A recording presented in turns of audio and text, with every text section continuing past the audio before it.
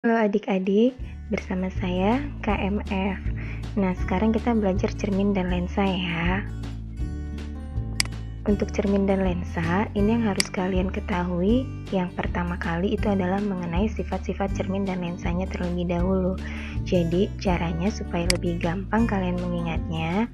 Nah, ingat aja kalau cermin cekung itu sifatnya sama dengan lensa cembung. Nah, apa itu sifatnya? Dia bersifat positif. Kalau dikatakan dia bersifat positif, berarti fokus dan jari-jarinya selalu bernilai positif. Yang kedua, dia bersifat konvergen atau nama lainnya mengumpulkan sinar. Jadi nanti kalau dikatakan di dalam soal, sebuah lensa konvergen, itu berarti dia menunjukkan bahwa itu adalah lensa cembung. Atau sebuah cermin konvergen, nah kalian juga harus ingat cermin konvergen itu adalah cermin cekung. Berarti fokus dan jari-jarinya harus bernilai positif. Kemudian tinggal kalian ingat aja kebalikannya. Cermin cembung berarti samanya dengan lensa cekung, berarti dia bersifat negatif. Fokus dan jari-jarinya selalu bernilai negatif. Nah, selain itu dia juga bersifat divergen, lawan dari konvergen. Divergen itu nama lainnya adalah menyebarkan sinar. Nah, baik bagi si cermin ataupun si lensa, ini dia berlaku hubungan 1/F sama dengan 1/S ditambah 1/S aksen, di mana F-nya ini adalah fokus cermin atau lensa, S-nya jarak benda, S aksennya itu adalah jarak bayangan.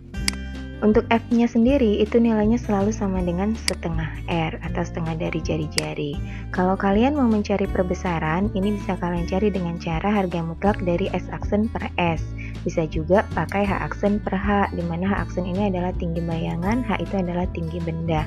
Nah, kenapa di sini harus ada tanda mutlak? Karena S aksen dan S itu dia bisa bernilai positif dan negatif. Sementara untuk perbesaran sendiri itu dia nilainya nggak pernah bernilai negatif. Jadi perbesaran itu dia selalu bernilai positif ya. Nah, kapan itu dia S-nya positif, kapan S-nya negatif? S-nya itu kita buat positif kalau nanti dikatakan bendanya berada di depan cermin atau bendanya berada di depan lensa. Nah, S itu negatif kalau nanti kita lihat bendanya itu dia di belakang lensa atau dikatakan dalam soal bendanya berada di belakang lensa. Nah, nggak pernah di belakang cermin ya, karena kalau dia bendanya di belakang cermin, itu nggak akan mungkin bisa terbentuk bayangan. Kapan S aksen itu positif dan negatif? Nah, S aksen positif itu dia menunjukkan bahwa sifat bayangan yang terbentuk itu nyata terbalik di depan cermin. Itu kalau pada cermin. Kalau pada lensa, sifat bayangannya nyata terbalik di belakang lensa. Gitu juga untuk kebalikannya, S aksen itu dia bernilai negatif kalau nanti sifat bayangannya maya tegak di belakang cermin, atau kalau pada lensa maya tegak di depan lensa. Nah, itu mengenai sifat-sifat cermin dan lensa. Yang kedua, kalian harus bisa menghitung fokus dan kuat lensa itu sendiri. Nah, kuat lensa ini disimbolkan dengan huruf P, di mana kuat lensa itu dia bergantung pada fokus lensa yang digunakan. Jadi P itu sama dengan 1/F kalau fokusnya dalam satuan meter. 100/F bisa juga dengan catatan fokusnya harus dalam satuan sentimeter. Dimana untuk satuan dari P kuat lensa ini adalah dioptri atau simbolnya adalah D besar.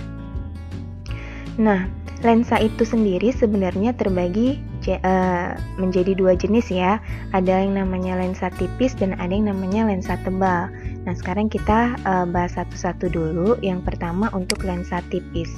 Kalau untuk lensa tipis, untuk mencari fokusnya itu 1/F sama dengan N lensa, indeks bias lensa yang digunakan. Ini dia tergantung dari bahan lensa yang digunakan tadi ya.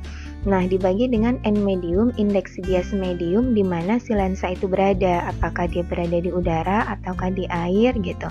Nah, dikurang 1 dikali dengan 1/R1 ditambah 1/R2.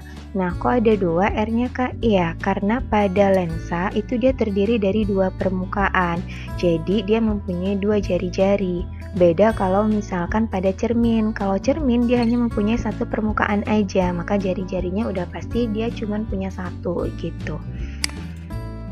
Nah, terus R-nya ini dia juga bisa bernilai positif dan bisa bernilai negatif. Kalau dia bernilai positif itu untuk kalau permukaannya cembung atau nama lainnya adalah convex. R-nya itu negatif kalau nanti bentuk permukaannya cekung, atau nama lainnya itu adalah konkav. Nah, kalau di dalam soal dikatakan plan, itu artinya datar, berarti nanti bisa kalian masukkan nilai R-nya itu bernilai tak hingga. Contohnya bisa kita lihat di sini. Nah, lihat permukaan yang pertama, kalau kalian lihat dari sebelah kiri, itu dia berbentuk cembung ya, karena dia mendekati kalian gitu. Kalau kalian lihat sebelah kanan, dia juga bersifat cembung nih. Berarti namanya ini adalah lensa biconvex.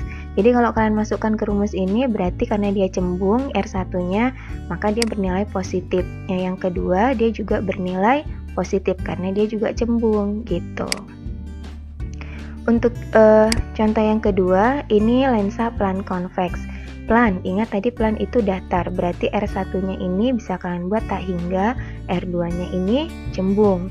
Berarti nanti R2-nya ini dia bernilai positif. Kalau yang ini lensa bikonkav.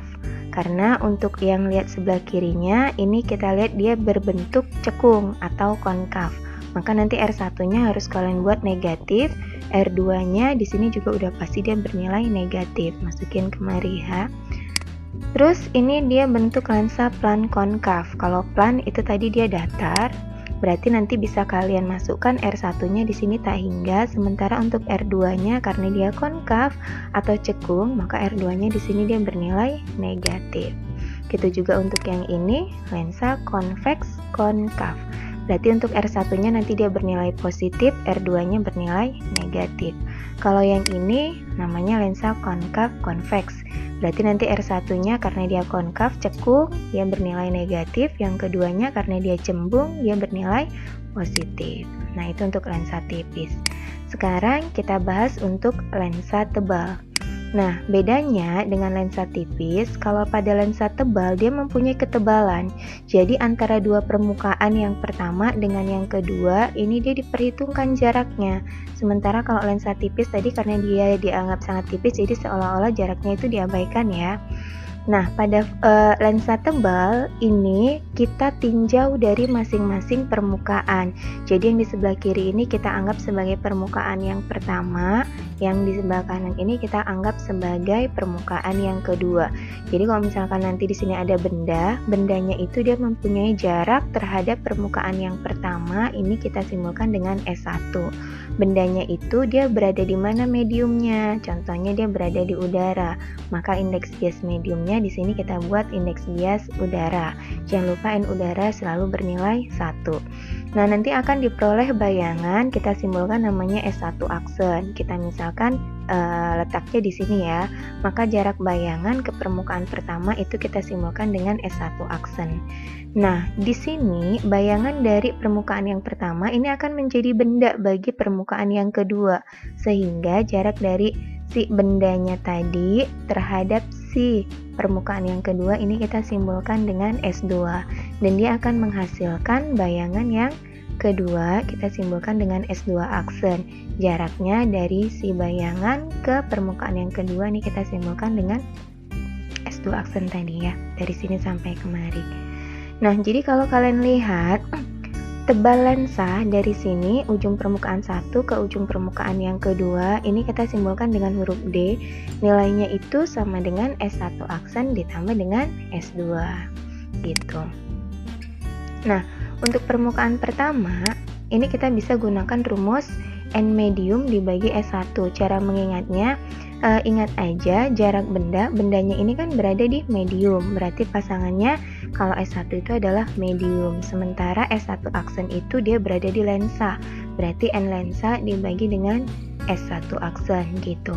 Nilainya sama dengan N lensa dikurang N medium. Jadi yang pasangannya untuk yang S aksen ini dikurang dengan yang pasangan si S-nya ini dibagi dengan jari-jari. Nah, harus kalian perhatikan juga nanti untuk si jari-jarinya ini dia bisa bernilai positif dan negatif sama kayak lensa tipis tadi. Dia bernilai positif kalau dia berbentuk cembung. Dia bernilai negatif kalau dia berbentuk cekung. Nah, kalau kita lihat dari sebelah kiri, karena bendanya tadi awalnya di sebelah kiri, maka permukaan pertama ini dia berbentuk cembung. Berarti nanti untuk permukaan pertama R-nya di sini harus bernilai positif. Sementara kalau kita perhatikan Di sini kalau kita tinjau dari sebelah kiri, kenapa harus sebelah kiri? Karena memang bendanya awalnya dari sebelah kiri, berarti depannya itu sebelah kiri. Nah, untuk permukaan yang kedua ini dia berbentuk cekung gitu. Kalau kita lihat dari sebelah kiri ya. Jadi karena dia berbentuk cekung, maka R-nya nanti untuk permukaan yang kedua saat kita gunakan rumusnya, nah R-nya ini dia harus bernilai negatif gitu. Nah, bedanya kalau untuk permukaan yang kedua ini, lihat S-nya itu si bendanya berada di lensa, maka nanti pasangannya N lensa dibagi dengan S2.